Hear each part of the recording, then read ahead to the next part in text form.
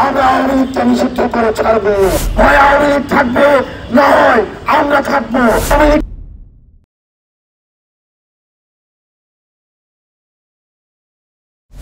আমাদের এই জুলাই বিপ্লবের সৈনিককে আমাদের আওয়ামী লীগের দুঃশব্দের হাতে আমাদের নিহত হতে হয়, সেটি হচ্ছে আমাদের গণতন্ত্রকামী এবং ফ্যাসিবাদ বিরোধী রাজনৈতিক দলের এটি হচ্ছে আমাদের কালেকটিভ ফেইলিয়র। আমাদের ফ্যাসিবাদ বিরোধী যে রাজনৈতিক দলগুলো রয়েছে এটি আমাদের কালেকটিভ ফেইলিয়র হিসেবে আমাদের বিবেচিত হবে। আমরা এতদিন পর্যন্ত আমরা সুবিধা নিশ্চিত করতে পারি নাই, আমরা এতদিন পর্যন্ত আইন প্রক্রিয়ার মধ্য দিয়ে আমরা আওয়ামী লীগকে নিষিদ্ধ করতে পারি নাই। প্রিয় সহযোদ্ধা, আমরা দেখছি ইতিমধ্যে আমাদের চারিদিকে আওয়ামী অপরাধের যে বৈধতা উৎপাদনের যে ইনস্ট্রুমেন্টগুলো রয়েছে সেগুলো আবার অ্যাক্টিভেট হয়েছে।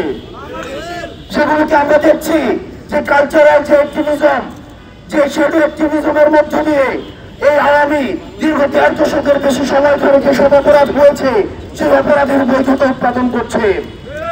আমরা চেষ্টা করতে চাই এই ৫ই আগস্ট পরবর্তী সময়ে এই বাংলাদেশে আমরা এই ভূখণ্ডের আমরা দেখেছি আমাদের সার্বভৌমত্ব এবং স্বাধীনতা টিকিয়ে দিয়ে আওয়ামী লীগ তার ক্ষমতা টিকিয়ে রেখেছে।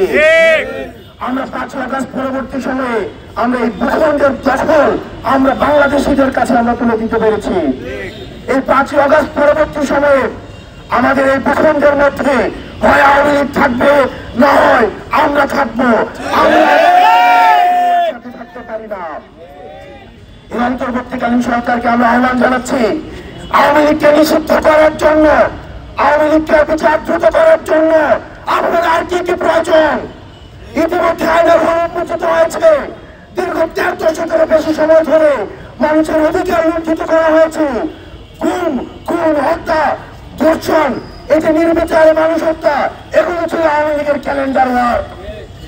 আমরা স্পষ্ট করতে চাই এই অন্তর্বর্তীকালীন সরকারের কাছে আপনারা দ্রুততম সময়ের মধ্যে আপনার আইনগত প্রক্রিয়ায় আওয়ামী লীগকে নিষিদ্ধ করুন, যাতে করে যারা আর কখনোই ফ্যাসিবাদ হয়ে উঠবে, যারা গণতন্ত্রকামী তারা যদি ফ্যাসিবাদী হতে চায়, যারা মুসলিম তারা যদি জালিম হতে চায়, তাহলে যারা আওয়ামী লীগের চোপেটি তাদের সামনে ভেসে ওঠে।